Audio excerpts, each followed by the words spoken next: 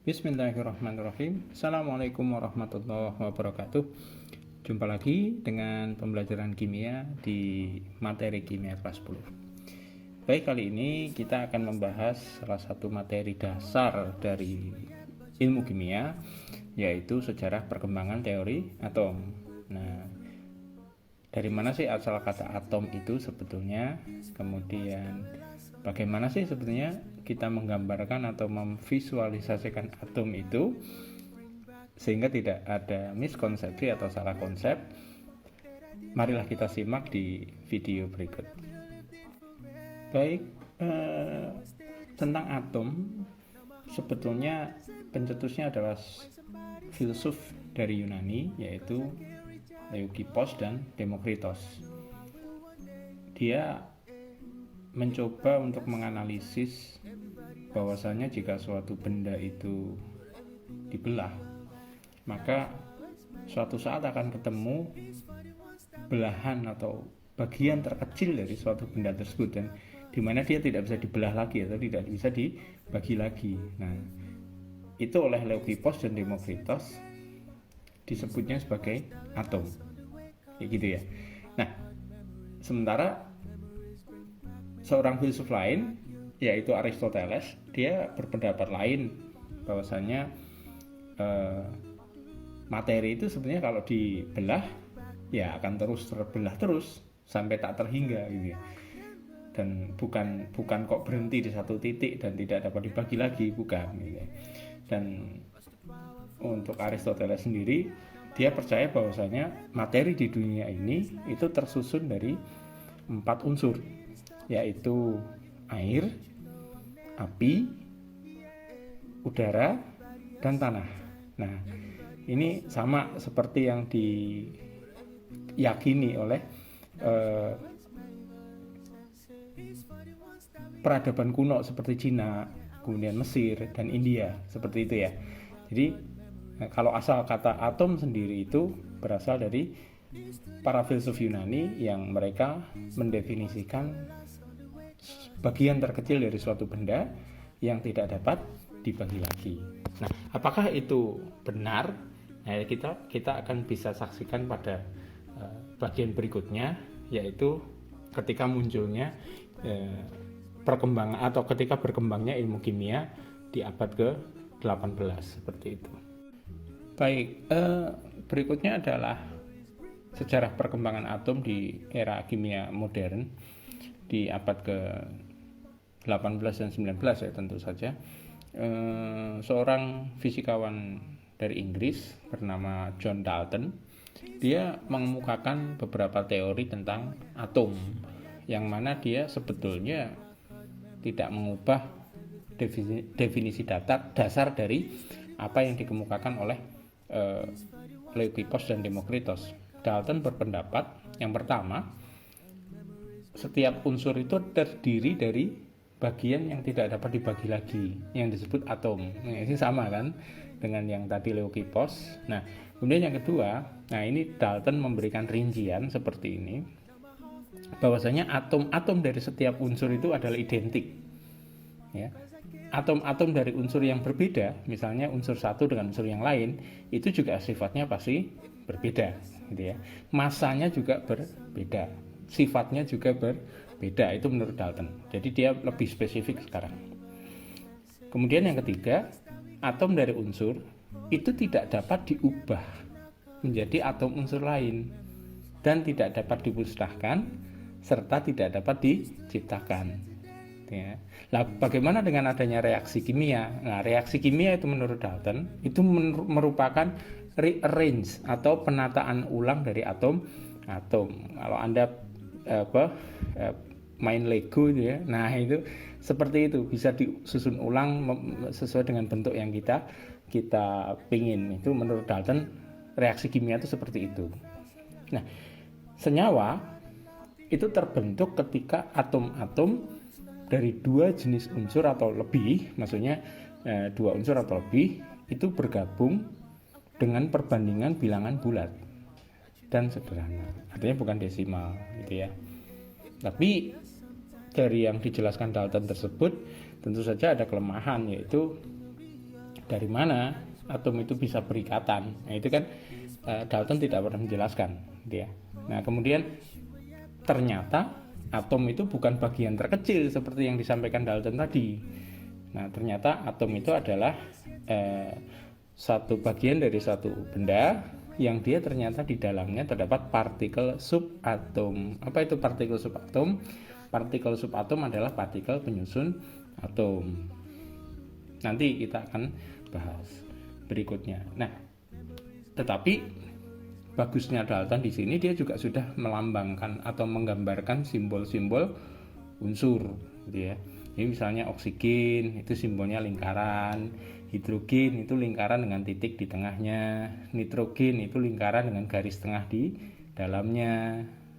Kemudian emas itu adalah lingkaran dengan huruf AU di dalamnya atau aurum. Aurum itu emas, gitu ya. Dan seterusnya dan seterusnya. Itu adalah simbol atom yang digagas oleh Dalton, seperti itu. Nah, selanjutnya adalah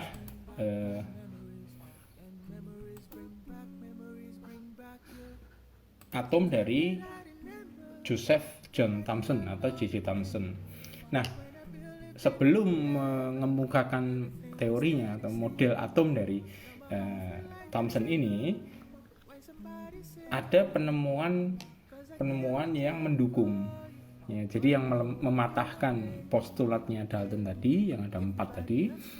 Nah, di sini dipatahkan dengan ditemukannya yang pertama adalah proton. Proton ditemukan oleh Goldstein. Dia menemukan bahwasanya pada tabung sinar kanal, ya, di mana sinar yang dihasilkan bisa dibelokkan oleh medan listrik positif karena sinarnya itu menjauhi sinar positif. Mungkin bisa dicari di referensi lain, ya. Kemudian selain proton atau inti yang positif itu, bukan inti ya, partikel positif, karena dia belum menyebut inti di sini, partikel positif, maka ditemukan juga elektron. Nah, kenapa kok disebut elektron? Nah, ternyata Joseph John Thomson itu melakukan percobaan yang namanya tabung sinar katoda. Nah, tabung sinar katoda ini menembakkan listrik pada 2 lempeng katoda, ya, misalnya kanan dan kiri, gitu ya.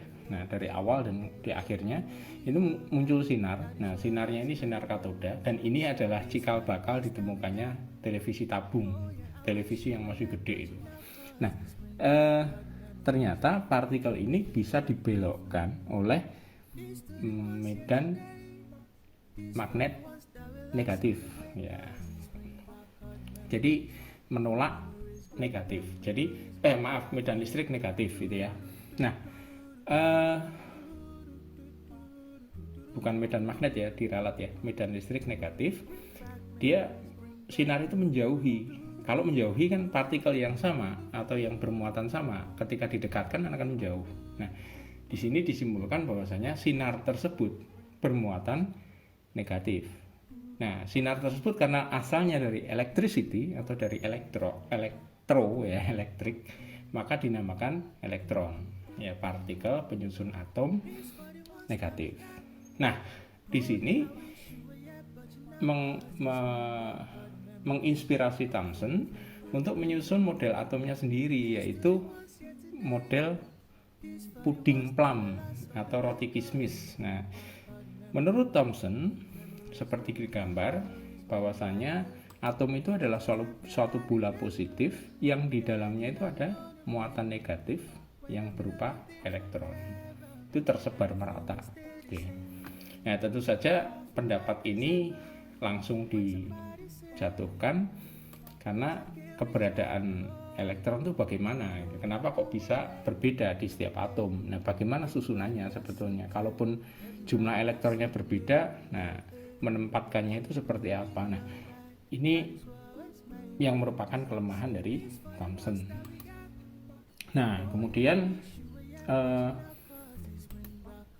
ilmuwan berikutnya, ya, ini adalah Sir Ernest Rutherford ya, dia fisikawan kelahiran Selandia Baru. Ya, bersama asistennya yaitu Hans Geiger dan Ernest Marsden, dia menembak lempeng tipis emas ya, dengan sinar alfa. Namun apa akibat dari penembakan tersebut? Ternyata sinar alfa yang bermuatan positif, ya, sinar alfa itu muatannya positif ya, itu ternyata punya 3 kemungkinan. Yang pertama adalah diteruskan atau lurus saja itu. Kemudian yang kedua adalah dibelokkan, ya, dibelokkan. Yang ketiga dipantulkan. Nah, ternyata di sini Rutherford dan kawan-kawan menyimpulkan bahwasanya sinar yang tembus itu ternyata karena sinar alfa menembus ruang kosong yang ada di dalam atom. Artinya bukan bola bermuatan positif seperti yang dikatakan Thomson. Nah, usul dari Rutherford ya, ternyata atom itu adalah sebuah inti ya, sebuah inti bermuatan positif ya. Di dalamnya ada proton dan neutron yang sebelumnya sudah ditemukan oleh James Chadwick ya. Kemudian dikelilingi oleh elektron. Nah, elektron yang mengelilingi ini layaknya planet mengelilingi tata surya, seperti itu. Itu adalah idenya Ernest Rutherford, yang mungkin kalau di dalam gambar ya Anda bisa lihat bahwasanya atom itu ini seperti tata surya oleh Rutherford itu. Nah, ini yang sampai sekarang malah justru jadi simbol, oh atom tuh kayak gini gitu ya. Padahal nanti yang di model kuantum itu atom bukan seperti itu, dan ini ternyata juga ada kelemahannya. Apa kelemahan Rutherford itu? Kalau seandainya itu tata surya, elektron itu mempunyai energi.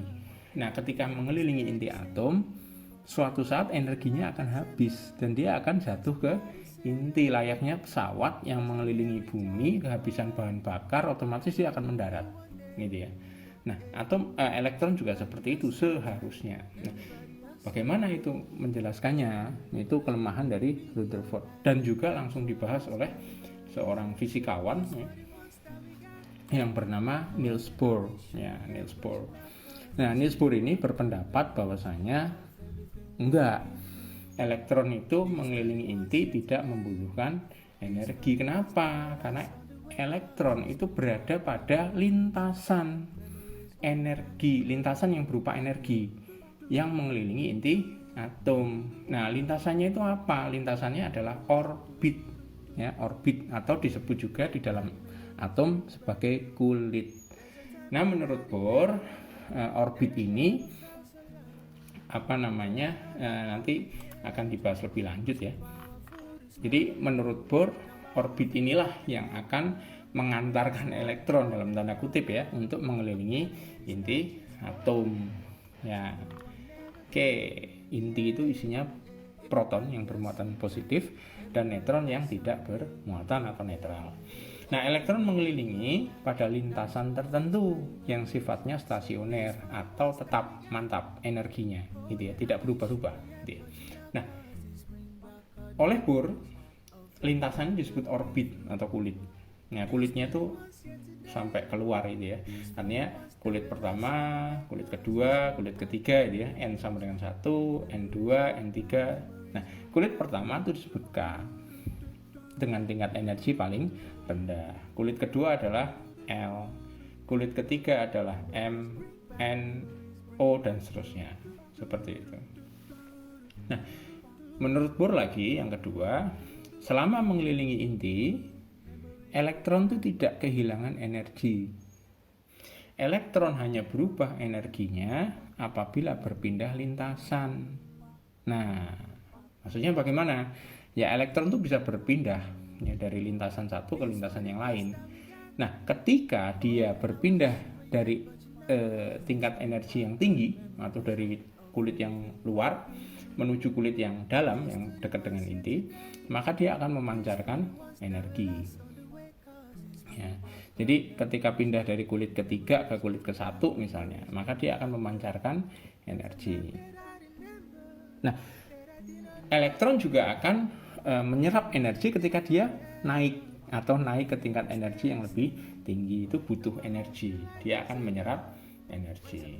Jadi misalnya pindah dari kulit kedua ke kulit keempat gitu ya, nah maka dia akan membutuhkan energi seperti itu. Itu penjelasan dari Bohr tentang kenapa atau menjawab kelemahan Rutherford tentang atom. Setelah Bohr itu muncul beberapa fisikawan ya, yang dia itu memperbaiki, sebenarnya mendukung teori dari Bohr tapi dengan sedikit banyak perubahan ya. Maka model atomnya pun nanti juga akan berubah, dimana ketika Bohr itu masih mengemukakan model yang hampir mirip dengan Rutherford, yaitu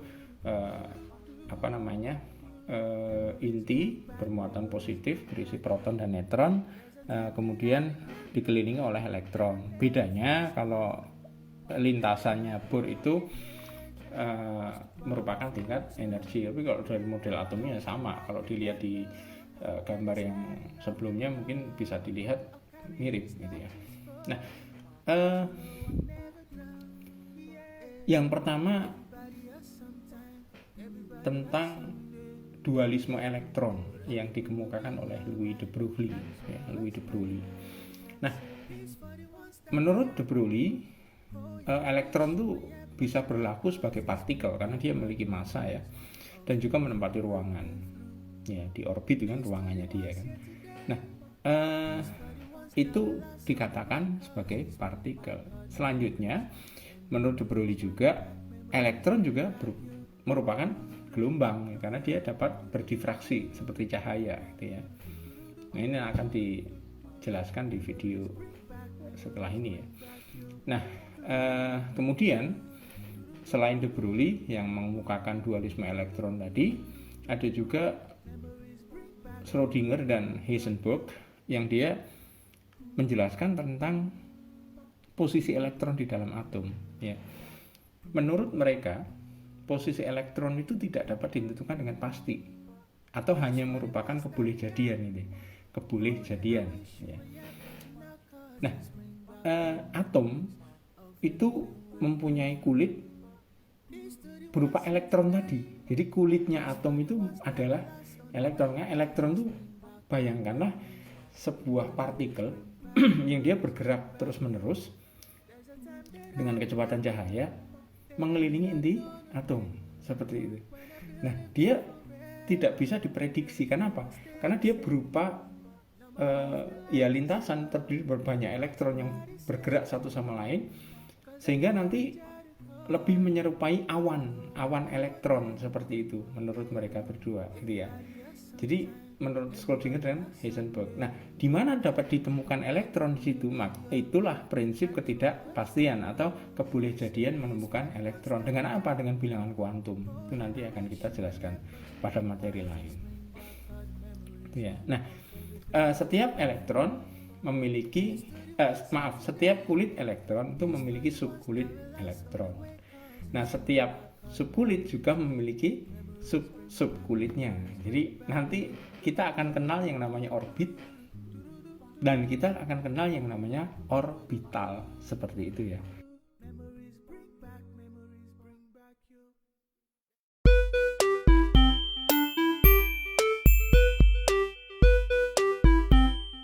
Oke, hai, ketemu lagi dengan saya Aye dari Ini Budi.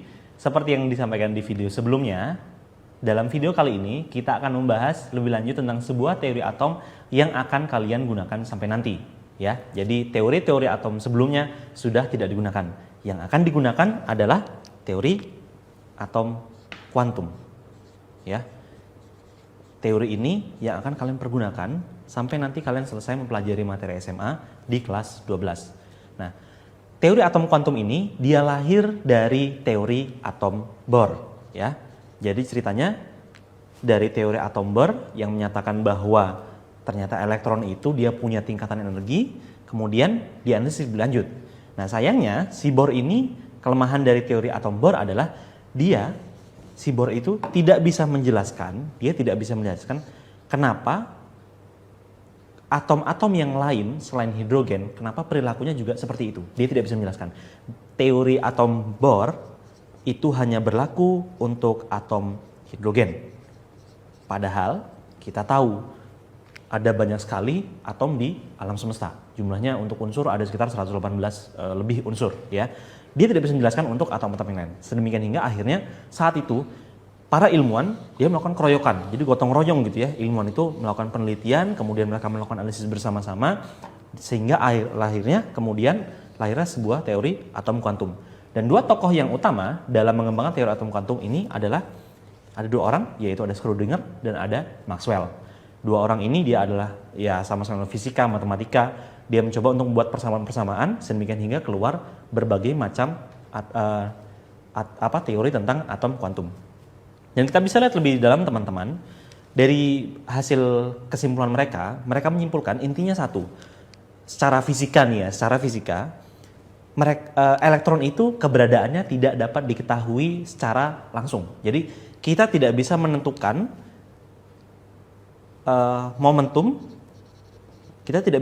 momentum dan posisi elektron secara bersamaan. Jadi yang bisa kita ketahui hanya salah satunya, apakah momentumnya saja atau posisinya saja. Implikasi dari sini mungkin memang agak sulit dimengerti ya, tapi pada intinya adalah si elektron tadi kita nggak tahu keberadaannya secara pasti ada di mana. Kita hanya bisa memperkirakan si elektron itu kira-kira ada di suatu tempat, ya. Seperti misalnya gini, kita nggak tahu nih dalam suatu ruangan atau di ruang kelas kalian elektron itu adanya di mana. Tapi kita bisa pastikan bahwa di dalam kelas itu, di dalam ruangan itu terdapat elektron. Nah, lebih lanjut mengenai seperti apa sih teori atom kuantum itu, ada apa saja, kita akan bahas lebih lanjut satu persatu secara mendetail di video-video berikutnya. So, jangan kemana-mana, tetap stay tune di video ini Budi, dan kita akan bahas lebih jauh nanti.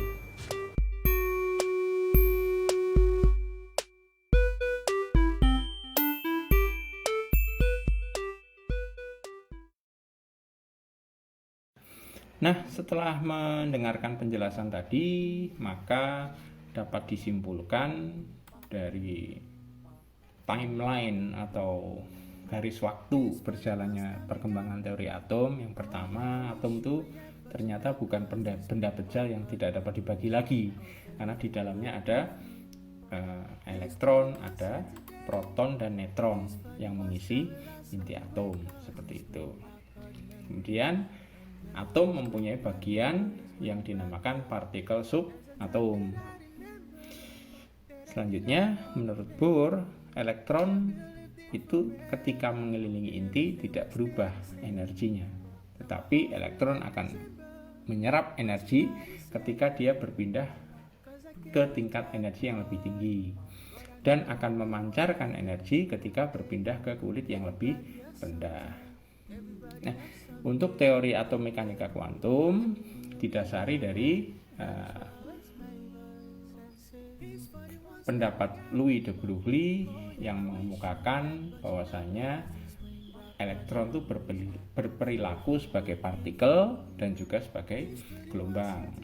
Kemudian Erwin Schrödinger dan Heisenberg mengemukakan bahwa elektron itu berada pada atom dan dapat ditemukan dengan prinsip kebolehjadian, gitu ya. Kebolehjadian elektron dapat diprediksi menggunakan bilangan kuantum, seperti itu. Baik, itu saja untuk pertemuan hari ini. Untuk selanjutnya, materi berikutnya adalah tentang orbital, tentang konfigurasi elektron, dan juga tentang sistem periodik unsur. Selamat belajar, semoga dapat dipahami dengan baik, dengan mudah. Sampai ketemu lagi di pertemuan berikutnya. Sampai jumpa lagi, dan Assalamualaikum warahmatullahi wabarakatuh. Saya Dimas Chandra Atmaja undur diri. Terima kasih.